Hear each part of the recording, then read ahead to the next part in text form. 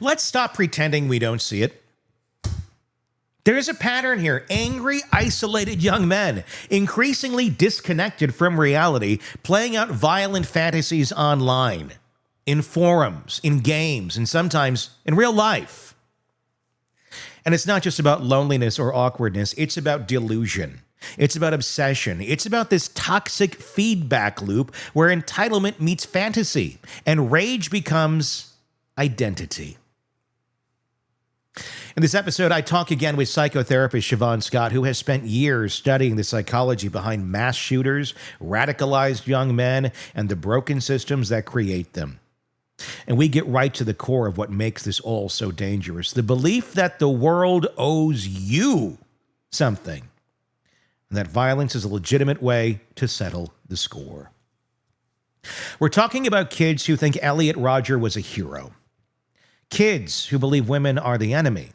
Kids who themselves see themselves not as lost, but as warriors in some imagined war. That kind of thinking doesn't just show up overnight.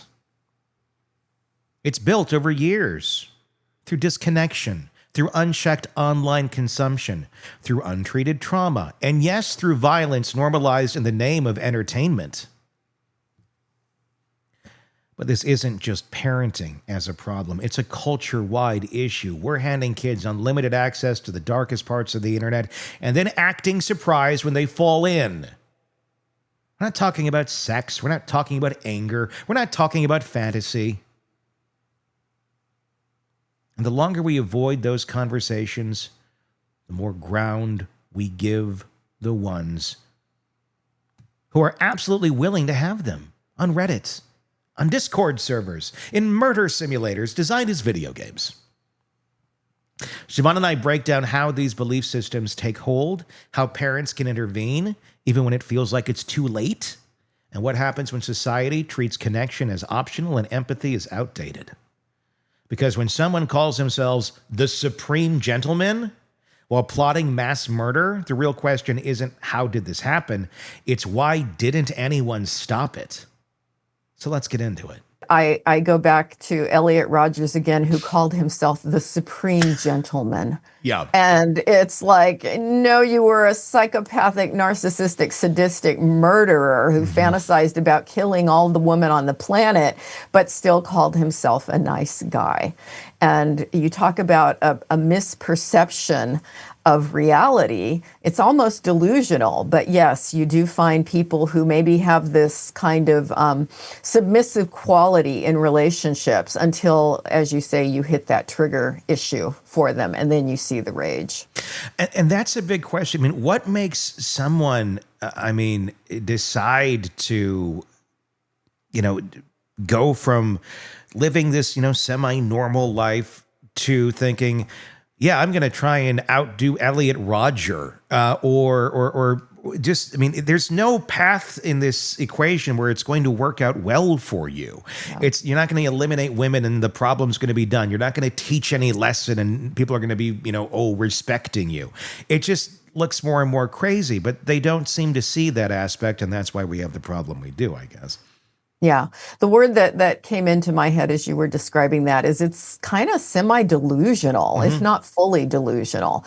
And so this is a person, again, that may pretend and appear to be normal, but their thought life is not normal. And it's probably something that progresses gradually over time, depending on their life experiences and the things that they're exposed to. Is their perceiving is really not in reality. The thing with this, and I want to talk about this too from a parental standpoint or just someone who's seeing this or noticing this, because we talk about look for the red flags. I think a lot of us can identify the red flags. I think a lot of us have identified the red flags in a lot of cases, in a lot of people. We see them. The fact is there's just nothing you can do about it until they actually do something. I mean, if you're seeing your kid on these sort of forums, short of taking away their computer and isolating them from the internet. That's not going to stop anything. They'll find other ways of getting there. This is a shift, a psychological shift that would have to be made in someone if they've already gone down that road. And I'm guessing that's not an easy shift to make. I mean, especially for someone who maybe has been there for a long time. Let's talk about that for a little bit. If you're a parent and you got the 15-year-old that seems to think, Elliot Rodger, is a hero, or just somewhere along that path, that they have this anger towards women. They're isolated. They're doing their own thing, but they seem to have some warning signs here. What do you do? Horrifying. It's horrifying. Yeah. And I would say, of course, I'm going to say, since I'm a therapist, get that kid into therapy. Yeah. But sometimes the kid is not at all cooperative with that idea. And there are all kinds of ways of, I'll say manipulating them into therapy. But probably the most helpful thing for a parent is the parent get to a therapist and figure out, in our unique family, in our situation, what are strategies for intervening with my kid here. So you're not just there to talk about yourself, although you can do that, talk about your stress and frustration, but talk about, how do I manage this and how do I intervene? And, a lot of times some of the things that are helpful are getting a mentor. Maybe you can find, and this is something a therapist could probably help guide you. How do you find that if you're a single mom and your kid doesn't have a good dad figure in life and is involved in this dark stuff online, how can you find a big brother person, somebody who's in their 20s or 30s that can really be a mentor and get this kid out of this dark place and involved in healthier activities? I agree. Much easier said than done. And especially if you have a kid that's in that mindset and you suddenly are like, hey, you're going to go hang out with this person. And they're going to be like, screw you. I mean, that's the reaction you're going to get. And that's the scary part of, like, once you go down this road, is there coming out of this road? I mean, it's a lot of steering, but I mean, this is an ideology. And once you kind of been radicalized to a certain extent of believing you're in the right and they're in the wrong, I don't know how you really pull yourself out of this one. I mean, is there data showing that it happens, that it works, maybe very early on? I don't know. I don't know of any data. It would be a hard one to research. I do think that there's hope. At the end of the Mass Killers book, I talk about a case that was referred to me because somebody was making threats to shoot up their school. And it's really, and he did not want to be in therapy, Yeah. And so that was the place we started. Was it really sucks when your parents and the school forces you to come talk to me. And I totally validate that, because who am I, and what do I know about your life? And so you validate that they don't want to do it, first off. And sometimes then that causes a click. And all of a sudden, hey, you're okay. I want to talk to you. But I think the biggest hope is heart-to-heart connections with somebody. And if you can't do that with your parent, you've got to find somebody else that's a healthy person, healthier, certainly. That's the key. And really develop the ability to have a bond with them. Some of the other cases where somebody has been in a very dark path with white supremacy and got into a university where they were around people of other races and connected on a deeper level than maybe they had up in their home in Idaho, right, where they were from. Idaho, go figure. Some of those people have written books about how that happened for them. And once they had heart-to-heart, deeper connections with healthier people who were different from them, reality started to shift for them. So I like to hold hope that there are paths out of it. But it sure can be a scary time for parents if they discover this kind of stuff. It's got to be. And it's one of those things where, like, I think if you're discovering they're already really into it, is it too late? Where, try and make a connection there. But the best damn thing is, if you have a kid, keep that connection going as best as you can from a very young age. Don't wait until, they turned 12 and now they're kind of off doing their thing. And at 15, I really have to intervene, but you missed the last 3 years of their life because you're just letting them explore. Like, yes, let them explore, but be part of their life. And at the very least, even if it's not that, best buddy connection you had when they were 8, try and keep something. Try and keep some window of communication open, I would think, because I think all this goes to chaos is when there is no more communication. I mean, is that one of the keys you would say as to how this can go really off the rails, is when parents just have given up and it's like, you go figure it out and good luck in life? Yeah, it's when the kid is negative and moody and starting puberty, and they're sort of relieved when, oh, well, look, he's in his room and he's playing these harmless video games all night and staying up too late and playing all weekend long. But they're not in my hair then, and I'm not dealing with the moodiness. And so they disconnect, and they allow that disconnection to happen.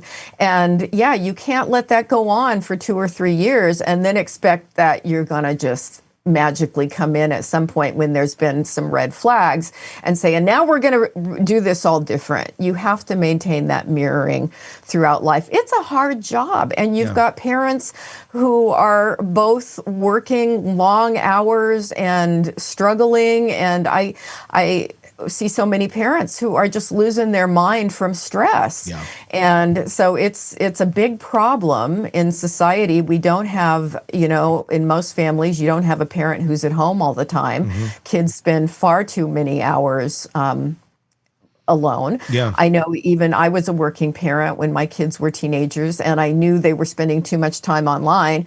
And I would my way of coping with it, which was very naive, was to unplug the keyboard and take it with me in the back of my car, to work. And soon I discovered that the kid just went down the street and borrowed somebody else's keyboard, So I'm like, oh, well, that didn't work. So I don't want parents to feel shame over the struggle, because I know it is a struggle. Yeah. But it's just critically important that we do our best. And if parents are just feeling absolutely overwhelmed, find a therapist for themselves to help with coping strategies and ways to attune to their kids. And sometimes some family therapy is helpful. Because you're not going to be a good parent if you're not in a good headspace yourself. And 100%. That is so important in all this, because I get it. I mean, I'm exhausted by the time I walk out of the studio at night. But I make sure that I'm spending a couple hours with my daughter every single day, whether she's in a pissy mood or not. And it's just, I'm there. And, sometimes I'll just, even if she's in a pissy mood, I'll just hang out, be in the same room with her. And usually after a little while, she comes over, starts talking. Yeah. And you'd be amazed what a little patience would do. Parenting is not an easy job. And I think a lot of folks really, they know that. But it doesn't have to be as difficult as we make it if we just put the effort into it. If you, it's like a recipe. If you don't look at the recipe and it's something you've never made and you take a guess at it, but the recipe is right there, probably not going to turn out right. If you spent the extra 5 seconds to read the recipe and use the ingredients that you have, it will probably turn out right.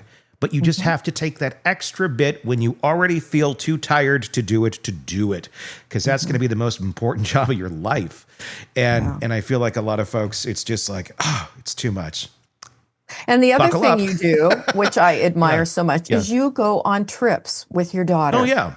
You have adventures with your daughter. You include your daughter in things. Yeah. And so many people are doing the opposite. They want to get away from the kids. And so they leave the kids somewhere else while they go on the trips. And it's just putting the time in. It is. I mean, if you have a mindset of, I want to be away from my family and the people that I'm supposed to love, your kids are going to do the same thing. Mm-hmm. And then you're going to lose them. And then you're going to, hopefully, if you do lose them, hopefully they find a path that isn't insane or full of, horrible consequences. Some do. But otherwise, they could use a hand from a parent if it's a healthy human being, but you got to be there first. Let's talk for a moment about Bryan Kohberger. I mean, his background, social rejection, misogynistic comments, obsessive behavior. It's up in the air. A lot of people don't necessarily get diagnosed with being an incel. But from what we know about Kohberger, and we don't know if he was on any forums or not, Is Kohberger an incel? Is he someone we could look at and go, this seems to be the motivation for your ideology here? I would bet money on that. It sure fits. And when you put all the pieces of what we know about his history together, my guess would be that his online activity was very dark, and that this probably developed in early adolescence, and you combine that with an autism diagnosis, with obsessive compulsive disorder, all these other qualities. It's part of a puzzle that I think has come together. I mean, it really is. And again, when you see folks like this, I mean, it's not, I would say it's not super difficult to pick them out from a crowd, at least if you're talking to people a little bit. Is that our biggest problem? We can see something, we can say something. It's just we're very limited on what we can do about something. And in reality, I mean, if let's say it's not your parent, or it's not your child, you're not the parent, where you do have a little more option for how to help that person. If it's someone you work with, someone that, is a friend or a friend of a friend, it's in that circle of folks, and you're seeing this sort of behavior. Obviously, it's not your job to go fix somebody, but, what do you do? Is there anything one can do from that sort of a perspective if they're seeing somebody that's really getting off the rails in this, other than, I'm going to back away because this person might be a loose cannon? Yeah, it's hard to recognize so often that we are powerless over these kind of things. But I think it goes back to just making those human connections. And you never know, somebody that you took a little bit of extra time to befriend or invite to an activity, that may have been enough of a human connection to alter something inside of them that could have gone down a darker, more violent path. And I think we all have an influence in the world. We don't always know what that influence is, but that's one of the things I share a lot about social media, is those little tiny acts of kindness and compassion, and seeing the people around us. And, we can be a force of good in the world, and we'll never know what all the outcomes are. Yeah. I mean, it seems like ultimately, at the end of the day, incels, or this way of thinking, is really a rejection of society as a whole. It's a rejection of humanity. It's a rejection of saying, humanity, life has not been good to me, so I'm going to screw it over in the same way I've been felt screwed over my whole life, and I'm going to go out with it. And ultimately that's a connection thing. That's a lack of connection thing. As much as they think they're getting connection online with their community, or basically murder simulators that they're playing all day. And they were like, why do they want to kill people? Why aren't you more into sports? Well, they're playing murder simulators all day. Exactly. That's what they're into. And I'm not here to blame video games, but, the world's a little different than was Mortal Kombat that I was being attacked on as a child. And because that was fairly fantasy and fantastical. Now they're playing games and stuff that are pretty real world, that basically show exactly what a lot of these people do. Look, that's got to play a role in it. I never thought I'd be the person arguing about video game violence. But, it ain't the same as it was in the 90s. No, some of it's absolutely horrific. There's one game, I won't give the name of it because I don't want to promote it, but it's a game about rape. And it's incredibly disturbing. And one of the books another book I wrote in the past was about video game addiction. And so I talked about that game a bit. And the degree of sadistic violence in games now, super disturbing. It is. I don't play many. I have an arcade in right outside of the studio of 90s games. I don't play current games very much. My daughter does, but they're not, she's not playing Call of Duty and Mortal Kombat. But it is shocking. If you haven't picked up a game lately or seen it, the level of realism, it's stunning. Yes. And, again, plenty of people play it, and it's an outlet for them in some way, shape, or form. Let me ask you that, because it's something I've been curious for a very long time about. Look, the school shooting numbers and all that stuff has skyrocketed. And I can see a direct correlation to a little game called Grand Theft Auto 3 that was released in about 2001-ish. And it was after that, after we simulated living real life and going on killing sprees, that we saw people going in real life and going on killing sprees at mass numbers. I'm not specifically blaming Grand Theft Auto. If it wasn't them, something else would have done it.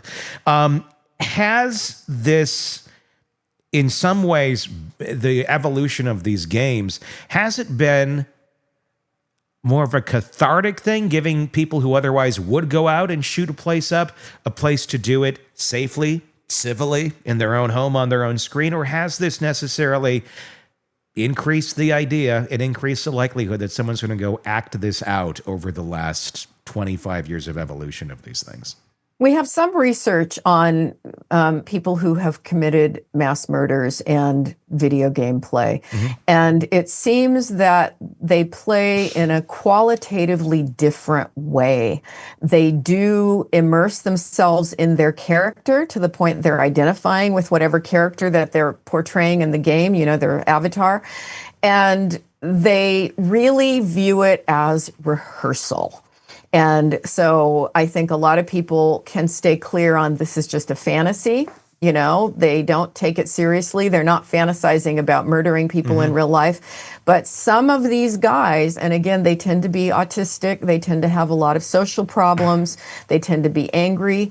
The games reinforce that sense of power comes through the weapon and power comes through killing. And they get very desensitized to horrific violence. So I've been really concerned for a long time about the graphic violence in video games. And yeah, they're murder simulators. That's my term. If there's one thing that stands out from that conversation, it's this. None of this happens in a vacuum. No one wakes up one day and decides they hate women or the world or humanity. These beliefs take time to calcify. They're built from disconnection, from untreated rage, from spending years in online echo chambers where murder becomes a game, women become targets, and identity becomes a costume you wear in digital spaces until it leaks into the real world. The word incel isn't just an internet label anymore. It's a worldview. And as Shavaun made perfectly clear, it's one that doesn't just lead to mass killings. Sometimes it just leads to miserable, broken people ruining everything and everyone around them, one relationship at a time. It's not always about body counts. Sometimes the emotional wreckage left in their wake is just as devastating. We also touched on something that doesn't get talked about enough: porn culture and video game immersion. Not in some moral panic way from the 90s, but in a real psychological sense. If a kid is spending all day playing graphic murder simulators, watching rape fantasy porn, and soaking in content that glorifies domination and violence, what do we think that does over time? Especially in a mind that's already fragile, already angry, already looking for something else to blame. And the answer isn't take away the keyboard and hope for the best. The answer is connection, mentorship, conversation, interruption, and patience. Because if Shavaun pointed out, or as Shavaun pointed out, if someone's too far gone for you to reach them as a parent, maybe a coach can, maybe a therapist can, maybe someone outside the house can break through the wall. But they'll never do it if no one tries. This isn't about blaming video games or calling for censorship. It's about admitting not every kid knows how to separate reality from fantasy, especially when the fantasy is all they've got. And the more real that fantasy gets, the harder it is to pull them back out. So if you're a parent, a teacher, a sibling, a friend, you don't need to have all the answers. But be in the room. Stay connected. Interrupt the spiral before it becomes a worldview. Because if we wait until someone points out and posts that manifesto, it's already too late. Let me know what your comments are, what your thoughts are in the comment section on YouTube. Just search Hidden Killers with Tony Bruschi if you're not already there. And hit subscribe on the podcast platform as well so you don't miss any of our updates on this case and all the cases we talk about here at the Hidden Killers podcast and True Crime Today. hit that subscribe button above all else. Really, really do appreciate that. Until next time, I'm Tony Bruschi. We'll talk again real soon.